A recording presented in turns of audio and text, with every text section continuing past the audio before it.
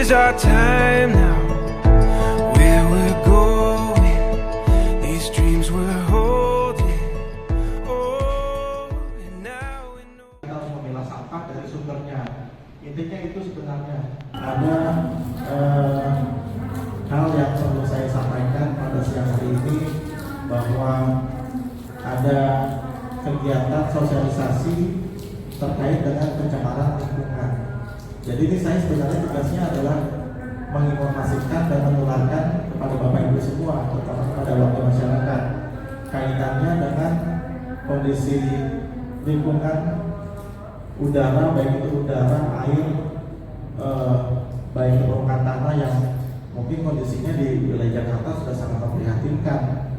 Kalau dilihat isu-isunya ya kemarin ya, tahu kan ya polusi udara seperti apa, sudah sangat mengganggu, bahkan sampai di karyawan-karyawan baik itu di kantor swasta atau pribadi itu sampai dibikin WFH demi mengurangi transportasi yang dipakai sehari-hari, karena terus terang aja memang polusi memang tinggi.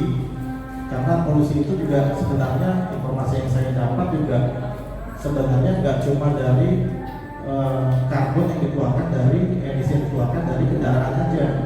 Kalau kita lihat sekarang kondisi kemarau kan debunya pasti terbang-terbangan. Itu yang membuat polusi udara kapasitasnya itu sudah sangat membahayakan. Sebenarnya itu bukan hanya dari gas emisi, tapi melainkan karena kondisi cuaca kemarau sehingga menimbulkan polusi udara yang sudah sangat berbahaya. Gitu. Baik Bapak Ibu, saya nggak panjang lebar, saya hanya ingin ini dalam skop sempit saja, karena banyak dari pencemaran udara itu kalau dibahas dari satu persatu, dan cuma hanya yang saya paparkan di sini kan hanya sampah sama limbah B3. Sebenarnya banyak dari permukaan turunnya permukaan air tanah, terus dari kualitas pencemaran air itu juga banyak juga sebenarnya yang akan disampaikan, tapi cuma dalam hal ini saya akan hanya membahas terkait dengan pencemaran sampah dan limbah B3. Mungkin Bapak Ibu saya berdiri ya. Bapak Ibu, terkait dengan pencemaran lingkungan, mungkin Bapak Ibu tahu pencemaran lingkungan itu ada pencemaran apa aja sih kira-kira? Ada yang tahu nggak pencemaran? Polusi, oke. Limbah, oke. Jadi kalau dilihat dari pencemaran ini sebenarnya dibagi menjadi 4. Ada pencemaran udara, ada pencemaran air, ada pencemaran tanah, ada termasuk dengan kebisingan. Kebisingan juga termasuk polusi, begitu. Oke, lanjut Pak Resti.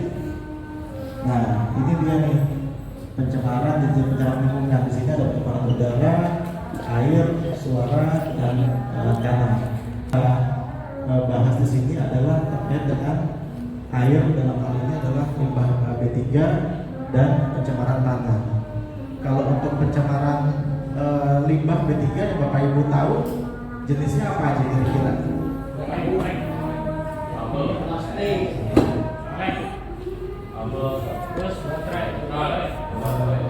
Oke, baik. Jadi kalau B3 itu sebenarnya kalau sampo termasuk nggak?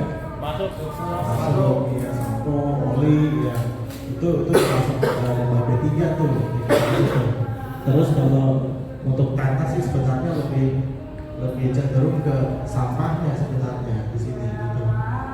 Baik, jadi untuk dapat dijelaskan ini saya dapat definisinya dari hasil diklat kemarin. Saya kemarin 5 hari di Badan Diklat. Jadi untuk pencemaran tanah di sini adalah didefinisikan adalah bahan kimia berbahaya, limbah industri, pestisida yang bercampur dalam tanah mengancam produktivitas dan kualitasnya. Kalau di Bantar Gebang, Bapak Ibu bisa bayangkan ya, sehari-hari itu limbah yang dikirim ke sana, sampah yang di sana, yang udah perasaan siapa ya? Bang Wawan ya? Oh, Bang Heri, di sana itu tingginya kurang lebih gunungan sampah itu sudah mencapai 50 meter. 50 meter tingginya tuh. Nanti kalau mau teman-teman kita jalan-jalan sana deh. Ya. Jangan gunung, tapi gunungnya gunung sampah. Bukan gunung Mas di bukan. Gunung sampah. Sambil berdasar kita habis kalau di sana benar banyak ilmunya kita ke sana. Jadi kalau dari sampah itu kurang lebih tingginya hampir 50 meter sekarang, sudah sangat memprihatinkan. Belum lagi kalau sampah itu tercampur dengan air-air limbah yang dikirim ke sana. Belum lagi hujan yang turun nyerap ke sampah, larinya kemana? Ke tanah, ke bawah. Udah lari ke tanah, ke bawah, larinya ke permukaan air.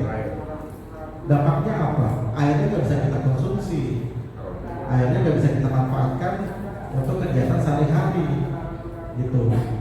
Mau diminum apalagi nggak bisa. Mau dibuat mandi juga, gurih-gurih sedap juga. Di kantor aja kita punya air tanah nih, makanya kuning-kuning begitu. Kalau saya lagi minum, mau gosok gigi, saya mesti beli air dulu, aku tuangin. Kalau pakai kita bisa kuning-kuning gigi kita, gitu. Nah, terus yang berikutnya, nah ini penyimpangan air nih. Penyebab utama adalah pelepasan limbah industri, domestik dan pertanian yang mengotori sumber daya air dan berbahaya bagi ekosistem. Nah, ini seperti ini nih, lebih spesifiknya sebenarnya ada di bidang industri. Biasanya tuh kalau si pengolah produk-produk dari industri itu biasanya buangnya tuh langsung ke saluran tuh. Ada kan teman-teman suka lihat ya di sosro salurannya baunya bau apa? Bau teh. Banyak tuh teh sisri apa teh apa? Banyak kan buat nyiram-nyiram tanaman yang di wilayah kita tuh. Ya hal seperti itu harusnya dari pihak si perusahaan sendiri harusnya sudah memiliki rasa tanggung jawab. Tidak boleh harusnya di situ. Dia dari pengelola limbah sendiri di situ. Kalau mengeluarkan dia juga nggak bisa yang berbau, nggak yang mencemari lingkungan begitu. Oke, lanjut Mbak. Nah, ini adalah pengertian dan perbedaan dari sampah dan limbah. Jadi untuk sampah itu adalah adanya sisa kegiatan sehari-hari manusia atau proses lain yang berbentuk padat. Penghasil sampah adalah setiap orang atau akibat proses alam yang menghasilkan sampah. Tahu nggak Bapak Ibu? Satu orang setiap harinya paling nggak dia bisa menghasilkan sampah berapa kilo? Rata-rata 5 kilo Bapak Ibu, kurang lebih. Belum lagi yang punya bayi, kalau dia pakai pampers kan ya, pakai tubal segala macam, makin berat lagi. Bayangkan tuh Bapak Ibu, kalau itu sampah semua 5 kilo dikali sekian populasi kita di Jakarta itu kurang lebih 110 juta. Itu kondisi malam. Kondisi siang bisa 113 juta. Ditambah dari orang Tangerang, orang Bekasi, orang Cilengsi juga ya. Sekitar 13 juta tuh. Bayangin tuh sampai kirim ke Bantar Gebang semua. Di Bantar Gebang itu seharinya mobilitas mobil itu pengangkut sampah sehari itu 7.800 ton. Bayangin tuh sehari 7.800 ton. Yang bisa diolah aja nggak mungkin segitu, nggak mungkin habis. Makanya tetap masih menggunung, gitu. Ya. Terus yang berikutnya adalah limbah. Limbah adalah sisa suatu usaha atau kegiatan. Limbah lebih identik dengan suatu kegiatan atau proses yang lebih kompleks seperti yang ada di lingkungan industri. Kalau ini Bapak Ibu, saya rasa udah tahu lah kalau di industri itu seperti apa, pembuangannya juga seperti apa. Tapi yang namanya limbah itu manusia juga ngeluarin limbah. Tahu gak limbah apa? Limbah TAI namanya. Iya, limbah TAI. Yang punya Spiteng nih, pernah gak dikuras atau disedot? Berapa kali dalam setahun? Coba. Oh, inget ya. Jadi sempat dibahas nih kemarin nih, ternyata saya juga Gak nyangka juga, saya selama tinggal di rumah ya, dari awal bangun sampai sekarang terus terang aja, nggak pernah dikuras, nggak pernah disedot. Saya pikir aman-aman aja. Ternyata yang namanya limbah kita, limbah manusia atau limbah TKI ini, itu mesti dikuras paling enggak 2 bulan sekali.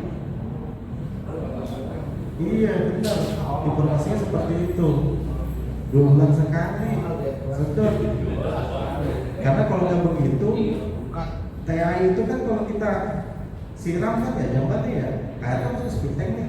Lah air larinya kemana? Larinya ke bawah, ke tanah. Dari tanah itu nanti masuknya ke air yang dangkal, di situ air bersih. Jadi kalau namanya sumber air itu di bumi itu ada 2, ada sumber air dangkal, ada yang dalam. Kalau dangkal itu kurang lebih kedalaman 30 meter kurang lebih, itu dapat sumber air yang bersih itu. Kalau yang dalamnya lagi itu kurang lebih 100 meter. Kalau kita dapat ukur dapat 100 meter, itu air tiba-tiba udah muncrat aja dari keluar tuh. Beda sama yang dangkal. Nah ini kalau hal ini terus terjadi, limbah-limbah manusia itu nggak kita kuras, nggak kita sedot, dampaknya, impactnya yaitu air bersih kita berkurang, begitu. Nah takutnya nanti kita lagi mau ambil wudhu gitu ya, apa mau cuci tangan atau buat mandi pakai air tanah, baunya udah beda lagi deh tuh, baunya semeriwing aja pokoknya, begitu. Oke, lanjut. Nah ini terkait dengan limbah B3, yang termasuk limbah B3 adalah, bisa tolong bacain Bang Cecep biar konsentrasi Pak. Yang termasuk limbah B3 antara lain adalah bahan baku yang berbahaya dan beracun yang tidak digunakan lagi karena rusak, sisa kemasan, tumpahan, sisa proses, dan oli bekas, kapal yang memerlukan penanganan dan pengelolaan khusus. Oke, makasih Pak. Ya. Nomor sepatu berapa Pak? Nah itu jadi limbah B3 itu ya kurang lebih definisi itu. Jadi untuk karakteristiknya sendiri, jadi bahan industri itu limbah B3 itu memiliki bahan yang mudah meledak, terus memiliki kesimpangan, terus modelnya kayak tahu nggak baygon yang spray semprot, itu juga sebenarnya berbahaya. Begitu, berbahaya seperti itu. Terus ya macam-macam lah dan yang lain sebagainya gitu. Lanjut Mbak Risti. Nah ini adalah dampak dari pencemaran lingkungan. Pertama udah pasti kesehatan masyarakat jadi terganggu. Terus yang kedua adalah biodiversitas, dengan definisinya adalah pencemaran dapat menyebabkan kepunahan dan kerusakan ekosistem, mengancam kehidupan hewan, tumbuhan, dan mikroorganisme yang penting. Jadi kalau sekarang kita kalau di wilayah Jakarta, boro-boro ya melihat saluran ada ikannya, paling-paling lucu ya. Iya, gitu paling-paling ada itu gitu. Udah susah, udah jauh lah kayak di pedesaan gitu, udah jauh banget. Terus yang dampak yang ketiga adalah kerusakan pada lingkungan, yakni pencemaran mengakibatkan kerusakan tanah, perubahan iklim, dan degradasi habitat alam yang menyebabkan ketidakseimbangan ekosistem. Oke, Mbak, lanjut Mbak. Nah, ini adalah penyebab-penyebab dari pencemaran lingkungan. Yang pertama tadi dari industri, yang kedua pertanian. Ternyata dari proses pemupukan juga ada limbahnya juga di situ, pencemaran. Gitu. Terus yang berikutnya adalah kegiatan manusia. Yang tadi yang saya jelaskan bisa dari sampah, bisa dari manusia itu sendiri, gitu. Terus lanjut lagi Mbak Resti. Nah, ini adalah sumber-sumber sampah yang kita temui sehari-hari nih. Jadi bisa dari rumah tangga, dari rumah sakit, perkantoran, pasar, perusahaan, kegiatan pertanian, dan yang lain-lain. Jadi kalau untuk teman-teman PPSU ini udah paham banget nih, sampah-sampah yang sering ditemuin setiap hari deh tuh. Tiap hari kita punya sampah, ada botol plastik, gelas plastik, pampers, belum yang di sungai-sungai itu yang ngambang-ngambang gitu. Ada ya, Bang? Ada. Iya, mau padat mau cair tuh, macam-macam deh tuh pokoknya tuh. Nah itu, tapi sekali lagi di sini saya bukan sosialisasi, bukan hanya saya sendiri, saya menularkan ini ke bapak-bapak ibu sekalian. Tapi saya mohon juga nanti dari bapak-bapak semua bisa menularkan ke minimal ke anggota keluarganya. Dan setelah itu mungkin bisa ke masyarakat atau ke tetangganya, begitu. Lanjut. Nah, ini adalah upaya dari pencegahan pencemaran lingkungan. Yang pertama adalah adanya sadar dari lingkungan. Jadi kalau kita sadar, sampah sendiri juga sebenarnya kan kalau dibuang begitu aja, sebenarnya kalau dilihat dari nilai ekonomis sayang banget sebenarnya kalau dia tahu punya nilai ekonomis. Ya, kan teman-teman tahu ya, kita udah bergerak bank sampah ini udah bertahun-tahun, mungkin sebelum dari saya sini udah tahu gitu loh. Bahkan dari botolnya sendiri aja, bapak yang pegang di botol nih, botolnya sendiri punya nilai, tutupnya sendiri punya nilai. Kalau dipilah lumayan itu, ya belum lagi yang lain sebagai kardus segala macam, gelas plastik juga macam-macam. Ya, bang Heri ya, macam-macam tuh harganya tuh, dari gelas A, gelas B, gelas Monty segala macam, itu udah beda lagi. Semuanya tuh dikumpulin. 10 tahun udah dikumpulin kita gitu, 2 miliar kali dapat. Iya. Terus yang kedua adalah upayanya adalah penerapan teknologi ramah lingkungan. Nah di sini jadi kita juga dari kemarin ya KPKTT ASEAN kemarin juga sudah dari berbagai negara juga sudah menghimbau tuh kalau lapisan masyarakat juga harusnya sudah bisa beralih ke teknologi yang ramah lingkungan. Yang tadinya kita bisa mengendarai kendaraan dengan menggunakan bahan bakar fosil dari BBM segala macam bisa beralih ke tenaga listrik gitu. Tapi cuma itu kan butuh biaya ya. Ya tapi setidaknya paling enggak mengurangi penggunaan kendaraan yang memakai bahan bakar fosil. Seumpamanya nih Kang Rembu dari kantor ke belakang irigasi naik motor, berbalik lagi jalan kaki ini kan cukup bisa pakai sepeda. Lumayan kan kan?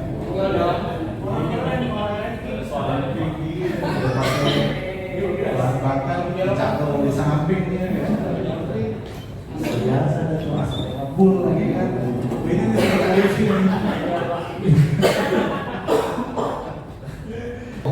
terus yang ketiga adalah menjaga kebersihan dan pengelolaan limbah.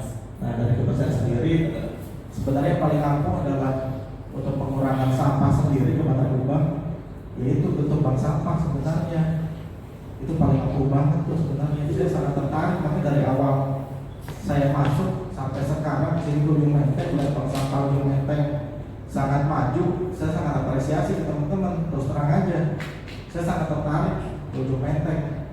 Saya kalau melihat di jalan melihat botol plastik itu matanya udah hijau aja itu, aduh ini beneran, sumpah sampai ke rumah saya kumpulin deh itu. Iya, ada TV, kulkas, kumpulin aja gitu ya. Lanjut Pak Resti. Nah ini adalah peran pemerintah dan promosi pencemaran lingkungan. Dari regulasinya mungkin kalau bagi saya sebenarnya karena di sini banyak limbah-limbah industri, sebenarnya pemerintah juga harus menekankan atau membuatkan regulasi yang lebih kencang lagi nih kepada si industri ini. Paling enggak memberikan efek jerak atau berpikir 2 kali untuk melakukan pembuangan limbah itu dari industri menurut saya. Tapi cuma ya itu berkaitan lagi dengan pemerintah pusat lah itu. Kita hanya sebagai pelaksana. Terus yang berikutnya adalah investasi lingkungan, yaitu pemerintah mendorong investasi berupa teknologi hijau seperti energi terbarukan, transportasi ramah lingkungan dan bangunan berkelanjutan. Mungkin kalau sekarang udah banyak tuh ya namanya alat-alat transportasi yang berbahan bakar dari gas dan listrik gitu. Yang ojol-ojol aja udah mulai itu pakai tenaga listrik gitu. Tapi kecepatannya juga terbatas gitu. Terus yang berikutnya adalah pendidikan dan kesadaran. Jadi pemerintah di sini juga punya tanggung jawab untuk memberikan pendidikan dan kesadaran lingkungan melalui kampanye dan program publik. Nah, jadi yang hal ini sebenarnya yang saya lakukan ya sekarang nih ke Bapak Ibu semua gitu. Ya, terus lanjut Mbak Resti. Nah, jadi untuk tindakan individu bagi kita sendiri ya, jadi ada kaitan dengan lingkungan adalah melakukan reduksi penggunaan plastik, yaitu menggunakan kantong kayu botol minum ya, recycle dan menghindari produk plastik sekali pakai. Kalau Bapak Ibu udah menuju ke minimarket, apa-apa di lebaran, rata-rata udah pakai plastik juga. Lalu pakai goodie bag tuh, goodie bag bayar, ya bawa dari rumahnya tuh mau nggak mau ya kan. Jadi Pak dari pemerintah sendiri sudah menggalakkan seperti ini, limbah plastik juga udah nggak boleh lagi. Tapi saya pernah lihat tuh di dekat Bantar Gebang ada satu lapak, dia juga sempat menawarkan ke saya, sampah plastik itu ternyata sama dia bisa diolah lagi, emang bisa gitu. Harganya kurang lebih per kilonya 900 perak. Tapi kalau kita mau beli gitu saya nggak mau ya, gimana juga kan plastik kan enteng banget ya, ringan banget, sekilo juga lumayan gitu. Nah terus yang berikutnya adalah penghematan energi dengan mematikan peralatan listrik yang tidak digunakan dan beralih ke lampu hemat energi, beralih ke transportasi angkutan massal. Nah seperti ini nih, jadi kaitannya adalah di sini kita dianjurkan untuk menghemat energi listrik. Sebenarnya kalau udara panas nih Bapak Ibu kita rasakan sekarang, saya juga baru tahu ternyata kayak gedung-gedung, perkantoran, perumahan segala macam, kalau kita pakai listrik terlalu berlebihan, dampaknya apa? Pastinya di pembangkit listrik tenaga apa tuh namanya di PLN sendiri di Gardu, kerja mesinnya kan makin kencang. Kerja mesin makin kencang, dia mengeluarkan, dia kan memakai bahan bakar solar kan? Iya, itu langsung keluar tuh apanya tuh udara-udara panas, asap segala macam. Ini dampaknya seperti ini, panas yang kita rasakan seperti ini. Gitu Bapak Ibu. Jadi saya menghimbau juga buat saya dan buat Bapak Ibu untuk selalu hemat energi, entah itu listrik, entah itu air. Air gitu juga ya, selama kita menggunakan air terlalu berlebihan, ini tanah di bawah makin kosong nih. Kalau udah makin kosong dampaknya apa? Permukaan tanahnya turun. Kan kita udah diprediksi nih di Jakarta tahun 2050 katanya Jakarta tenggelam tuh katanya tuh 2050 mau mesti kemana coba? Ke Cilengsi kagak boleh. Gitu, jadi kurang lebih itu Bapak Ibu. Jadi di sini kita dianjurkan untuk selalu menghemat energi, baik itu dari energi listrik ataupun dari air sendiri. Nah, terus yang berikutnya adalah daur ulang dan kompos. Memisahkan sampah untuk daur ulang dan membuat kompos dari bahan organik. Nah, itu tadi dari satu sampah aja kita tahu ya, kita harus memilah sampah dari sumbernya. Intinya itu sebenarnya buat mengurangi sampah ke Bantar Gebang. Udah darurat banget beneran, ada 7 zona, 7 gunung sampah yang tingginya sudah mencapai 50 meter. Saya pengen bener deh ngajak deh, kita jalan-jalan deh ke Bantar Gebang deh. Tapi jangan naik motor ya, naik bus aja tar. Gitu. Ya, itu. Terus yang untuk kompos sendiri juga di Bantar Gebang juga sebenarnya udah ditolak. Gak boleh kita ngebuang sampah bentuk daun terus batang ranting, itu udah gak boleh sekarang, ditolak. Makanya kita kalau kerja bakti suka ditanya tuh sama supir ini, Pak ini kalau buang begini sana Bantar Gebang udah gak boleh lagi. Bingung kita mau buang kemana ya, mau buang ke orang partner kita berantem ya gak gitu, susah sekarang ya. Intinya kegiatan dari pengurangan sampah dari daur ulang dan kompos ini ya sangat bagus gitu. Dan kita juga kan punya mesin pecacah ya. Nah kalau itu diberdayakan kayaknya baik deh. Nanti insya Allah nanti kita kencangin lagi ya. Kalau kita punya apa itu sampah-sampah daun segala macam, kita bikin pupuk kompos aja. Nanti kalau udah jadi kita labelin, kita jual deh tuh, punya nilai ekonomis kan buat bank sampah kita sendiri gitu. Terus kalau untuk teman-teman yang di Kenanga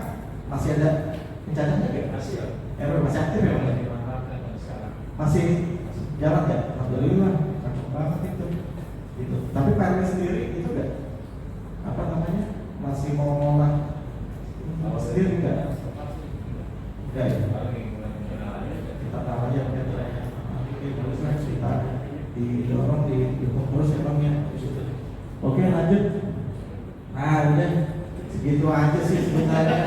Saya mah nggak panjang lebar.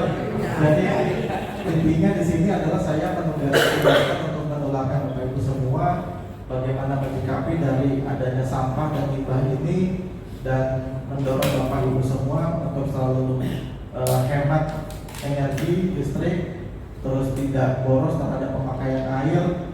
Kalau ada yang mau gosok gigi, airnya dibuka terus, ya ditutup, sikat gigi.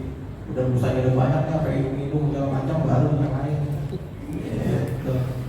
Ya, kakekmu apa sih?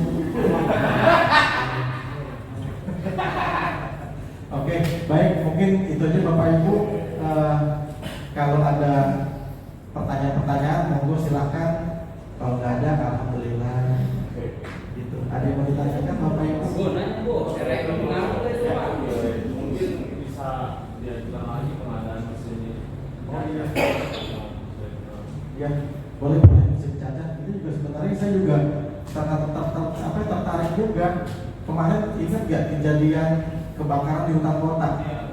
Sampai berapa truk tuh? Sampah daun semua. Sampai udah jadi bagus, mau jadi kompos, pupuk itu bawahnya. Saya udah bilang sama orang dinas pertamanan, saya bilang tolong bantu deh, ada mesin pencacat gitu. Karena lumayan juga nih buat potensi warga masyarakat juga. Gitu. Cuma menurut informasi sih mereka ini udah diajukan tapi dicoret, gitu. Nah, hal yang seperti itu membuat miris juga sih sebenarnya. Padahal kita udah semangat banget pengen gitu. Tapi tetap nanti kita usahakan lagi nanti untuk pengadaannya begitu. Ada lagi teman-teman? Sudah cukup? Oke, ini bagus. Ya. Jadi pertanyaan mungkin apa? Terutama dalam pengadaan untuk itu yang biasa cacat. Iya, kalau misalnya sampah kering, misalnya juga kayak kiri. Oke. Sementara kita masih manfaatnya ada di samping atau di aja. Dan di RPT juga sampahnya juga nggak begitu ini ya, sehari-hari mungkin nggak sebanyak. Iya. Tapi boleh ya nanti kalau sampah daun Ya boleh itu Pak. Jadi nanti di wilayah nanti. kalau perlu kita bikin label aja tuh. Ya, berapa aja sih itu punya anak sana kita ini. Iya. Terus kira-kira apa yang dibutuhin? Kayak 4 butuh nggak? Empat juga. Butuh ya. Kita sepakati dari akarnya. Oke, makasih Mas masukannya.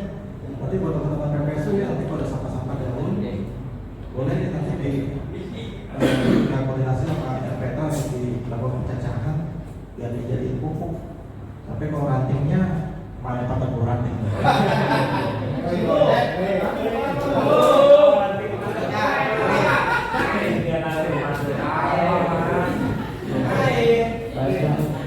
Ibu PKK ada yang ditanyain Ibu PKK? Baru masuk kok udah selesai.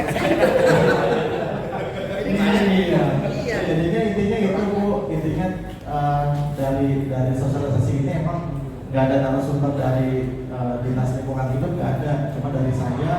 Ini murni dari saya untuk dilakukan penularan informasi terkait dengan pencemaran lingkungan. Jadi intinya nanti mungkin kalau ada kegiatan-kegiatan di masyarakat, Bu bisa dibantu ditularkan di dalam kegiatan entah itu posyandu, entah itu di lansia. Tetap selalu menjaga kebersihan lingkungan. Paling tidak kita bisa memilah sampah dari sumbernya dan tidak dibawa ke bantar gebang. Kalau RW sendiri kan rata-rata udah punya bank sampah nih.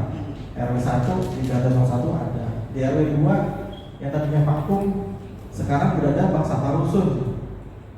Bank sampah rusun di Menteng udah ada. Teman-teman lagi aktif-aktifnya nih. Yang di RW 3 ada bank sampah Rajawali. Di RW 4 ada bank sampah Sejahtera Sehat Sejahtera. RW 5 bank sampah Aktif Pak di RW 4 ya? Aktif. Kampung Bali. Biasanya sih Pak LNK yang suka itu ngasih laporan ke saya tuh Bu, tadi makan. Iya Pak. Iya. Nanti koordinasi deh Bu sama Bang Iip deh. Itu RW 5 ada Kampung Bali, RW 6 vakum, RW 7 ada di bank sampah Mandiri. Sekarang lokasinya udah pindah, bukan di perumahan lain lagi, tapi di dekat TPS sampai hutan kota tuh, yang di kita ngebabatin kita bersihin, nah di situ tuh bank sampah sekarang di situ. RW 8 termasuk aktif, bank sampah Hukum Jaya namanya. Dan RW 910 ini yang belum kita aktifkan karena ada banyak kendala di situ. Pertama kendalanya di 910 adalah pengangkutan sampahnya masih masih memakai tenaga pihak ketiga. Gitu. Terus yang kedua kendalanya di RW 9 dan 10 itu adalah belum ada sumber daya manusianya, orang-orangnya yang belum ada, yang belum siap untuk dijadikan kader-kader dari bank sampah. Gitu. Mudah-mudahan kita berharap 2 RW ini bisa ikut berbentuk bank sampah demi mengurangi sampah di wilayah DKI Jakarta. Gitu. Ada lagi Bapak Ibu yang mau tanyain? Sudah cukup? Oke. Terima kasih Bapak Ibu sekalian sudah hadir di sini, sudah menyimak. Mohon maaf apabila ada perkataan saya yang kurang berkenan di Bapak Ibu. Mudah-mudahan sosialisasi ini sangat bermanfaat dan bisa ditularkan kepada warga masyarakat sekitar. Ya, mungkin itu saja, kurang lebih yang dimaafkan. Wabillahi taufiq wal hidayah. Wassalamualaikum warahmatullahi wabarakatuh.